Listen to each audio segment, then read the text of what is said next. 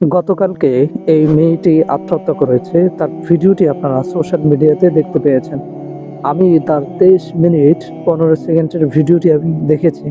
যেমন ওনার শ্বশুরবাড়ি থেকে ওনাকে টর্চার করা হয়েছে, ওনার আপন মানুষেরা টর্চার করে।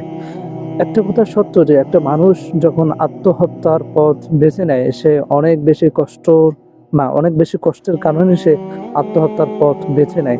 তবে এটা কি আল্টিমেট সলিউশন? আপনি কি মনে করেন? আপনি অনেক বেশি কষ্টে আছেন, আপনি আত্মহত্যা করলেন, এরপরে আপনি কি বেঁচে যাবেন? আপনি কি মনে করেছেন?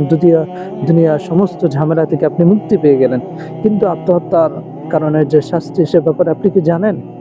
সেই মেয়েটি একটা ব্যাপারে গিয়ে বলল যে, "আমি দুনিয়াতে যে পরিমাণ কষ্ট পেয়েছি, আখিরাতে গেলে মনে হয় না যে এর থেকে শাস্তি পাবো।" তাহলে সেই মেয়ের ধারণাই নেই, কোরআন সুন্নাহ সম্পর্কে তার ধারণাই নেই যে কেউ যদি আত্মহত্যা করে তার শাস্তি কি পরিমাণ হতে পারে।